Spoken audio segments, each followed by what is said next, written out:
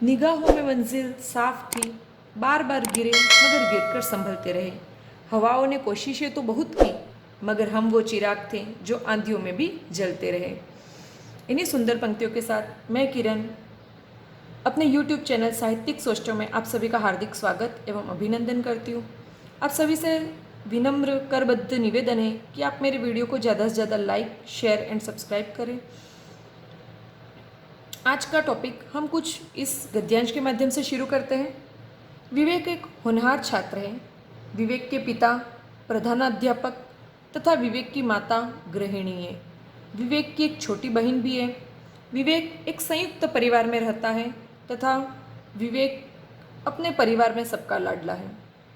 इस गद्यांश में यदि आपने ध्यान दिया हो तो एक शब्द बार बार आ रहा है, उसकी बार बार पुनरावृत्ति हो रही है। वो शब्द है विवेक, जिसको पढ़ने से ऐसा लग रहा है कि गद्यांश लंबा भी हो रहा है, उसकी जो सुंदरता है वो भी कम हो रही है।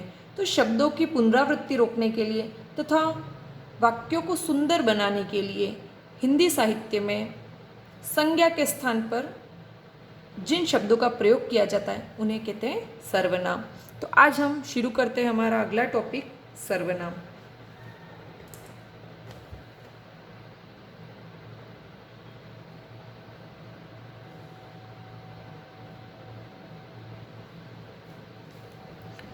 सर्वनाम सर्वनाम जो शब्द है वो दो शब्दों के मेल से बना हुआ है, सर्व और नाम। जैसे कि हम देखते हैं सर्वनाम, इस शब्द को अगर तोड़े तो इससे दो शब्द निकलते हैं। एक तो है सर्व और दूसरा है नाम। सर्वनाम पढ़ने के पहले हमने एक टॉपिक पढ़ चुके हम पहले, जिसका नाम था संज्ञा। नाम हमने उसमें पढ़ा था कि संज्ञा का जो शाब्दिक अर्थ होता है वो क्या होता है, नाम। संज्ञा का शाब्दिक अर्थ क्या होता है, नाम। और संज्ञा किसे कहते हैं, किसी व्यक्ति, किसी वस्तु या फिर किसी स्थान के नाम को क्या कहते हैं, संज्ञा। अर्थात नाम तो किसका नाम, किसी व्यक्ति का नाम हो, चाहे किसी वस्तु का नाम हो या चाहे किसी स्थान का नाम। और सर्व इस शब्द का अर्थ है सब या सभी का, सबका नाम। इसका अगर एक शब्द में अपन बोले तो सर्वनाम का मतलब होता है सबका या सभी का नाम।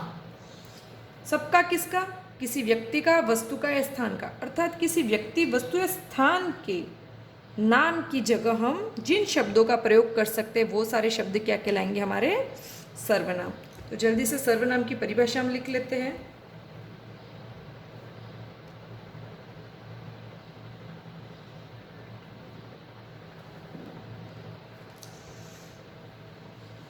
संज्ञा या फिर मैं कोष्टक में अपन लिख सकते हैं व्यक्ति, वस्तु या फिर स्थान। संज्ञा के स्थान पर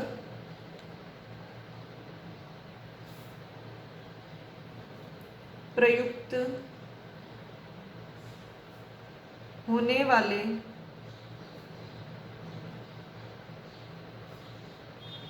शब्दों को सर्वनाम कहते हैं।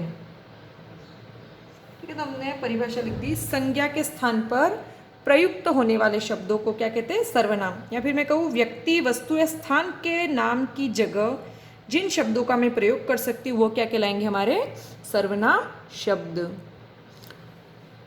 सर्वनाम की पहचान के लिए मैंने यहाँ पर एक वाक्य लिखा है, करिश्मा बाजार जाती है। किसी वाक्य में करिश्मा करिश्मा बार बार शब्द हो तो हम करिश्मा की जगह कौन सा शब्द लगा सकते हैं, तो हम करिश्मा की जगह हम लिख सकते हैं वह बाजार जाती है। ऐसा इससे जुड़ता एक दूसरा वाक्य लिखा मैंने, विवेक बाजार जाता है। तो यहाँ पर विवेक शब्द के भी जगह हम लिख सकते हैं वह बाजार जाता है। ठीक है। करिश्मा जो थी वो स्त्रीलिंग शब्द था और विवेक जो था वो पुल्लिंग शब्द था, लेकिन फिर भी दोनों की जगह हमने क्या लिखा, वह। दोनों की जगह हम लिख सकते थे ना, दोनों की जगह हमने एक ही सर्वनाम का प्रयोग किया, वह, चाहे स्त्रीलिंग शब्द हो चाहे पुल्लिंग शब्द हो। पुनः मैंने 2 वाक्य लिखे, बालक को खाना दे दो, बालकों को खाना दे दो। तो बालक की जगह मैं लिख सकती हूँ उसे खाना दे दो, या उसको, है ना, उसे या फिर उसको खाना दे दो। और बालकों को खाना दे दो की जगह मैं लिख सकती हूँ उन्हें खाना दे दो। यहाँ पर बालक जो शब्द था वो एक वचन में था और ये बालकों बहुवचन।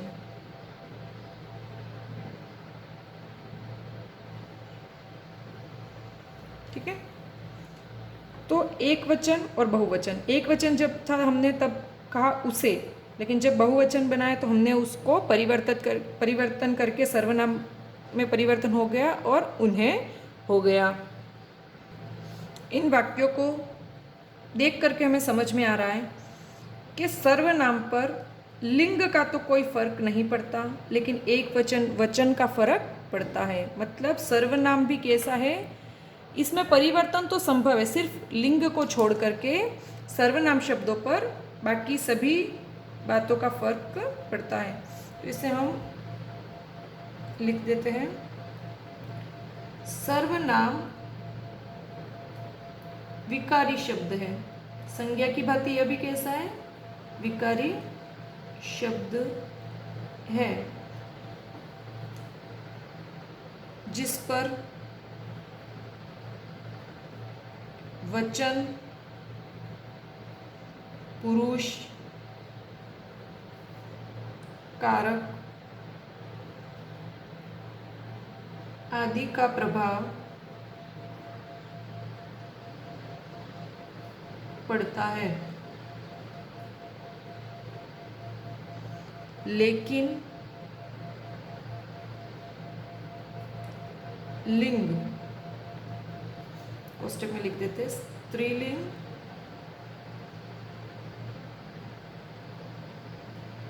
या पुल्लिंग का कोई प्रभाव नहीं पड़ता।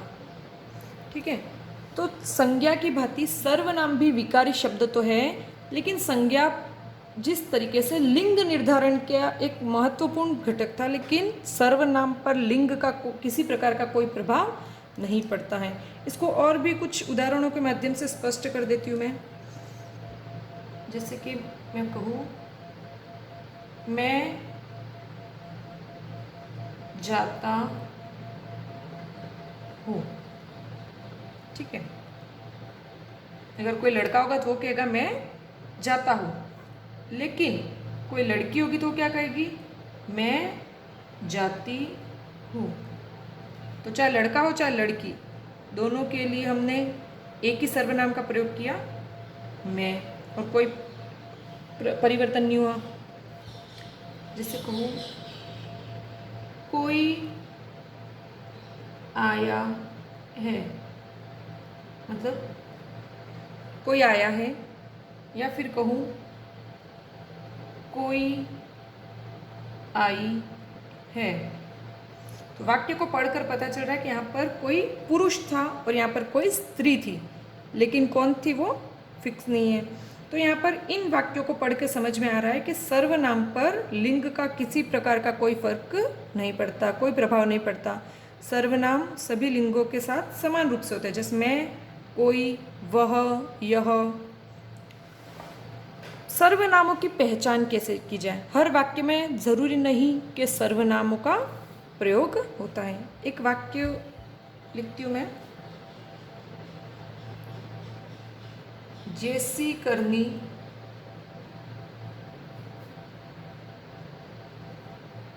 वैसी भरनी। जैसी करनी वैसी भरनी।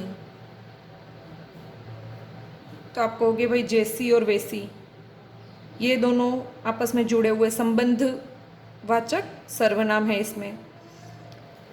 ठीक है, एक और एग्जाम्पल देखते हैं। जो करेगा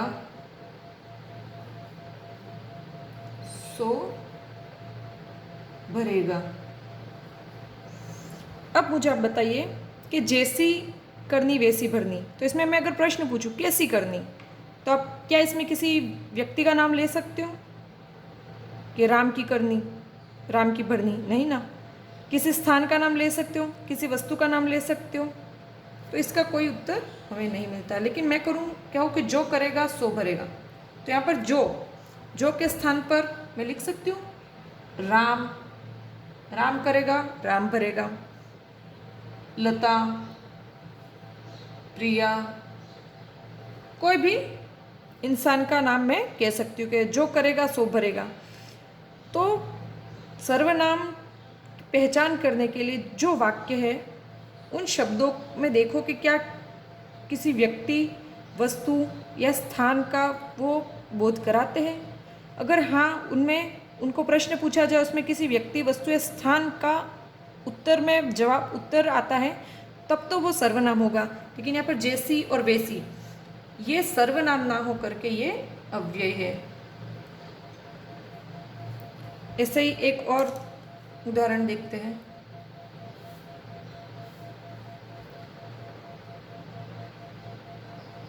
राम कब आएंगे? हमने बचपन से पढ़ा कि भाई एक प्रश्नवाचक सर्वनाम का एक भेद प्रश्नवाचक सर्वनाम होता है। जैसे प्रश्नवाचक चिन्ह देखते हैं हम मान लेते हैं कि भाई यहाँ पर प्रश्नवाचक सर्वनाम है। एक और उदाहरण लिखते हैं। राम बाजार से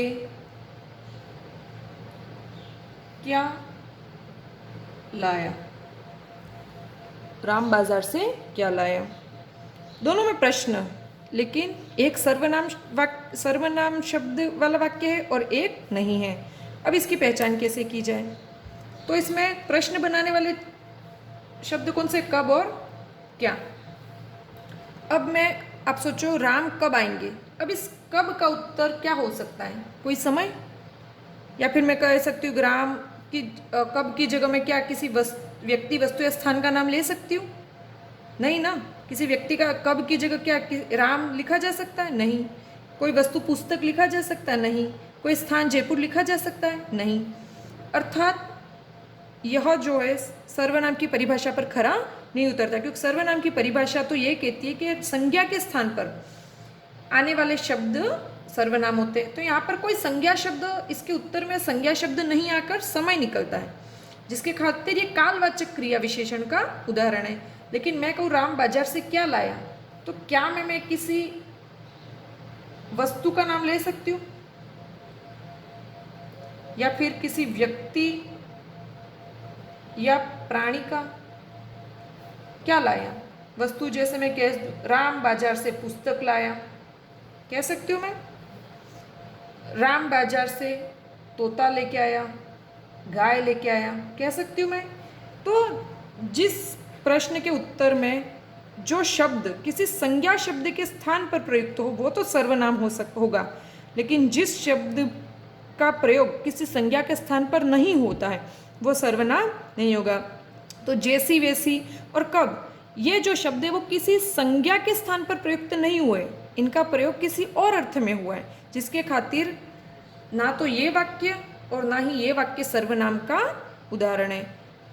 उसकी जगह जो, सो और क्या, ये सर्वनाम शब्द संज्ञा शब्दों के स्थान पर प्रयुक्त हुए हैं, जिस कारण से यह सर्वनाम के उदाहरण हैं।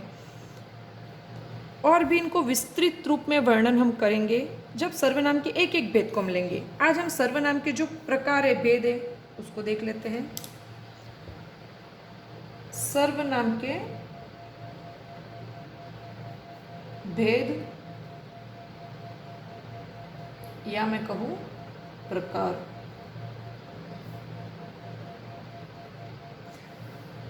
सर्वनाम के कितने भेद या प्रकार होते हैं? तो सर्वनाम के 6 प्रकार होते हैं। कितने होते हैं? 6 प्रकार। अब वो 6 कौन कौन से देखते हैं।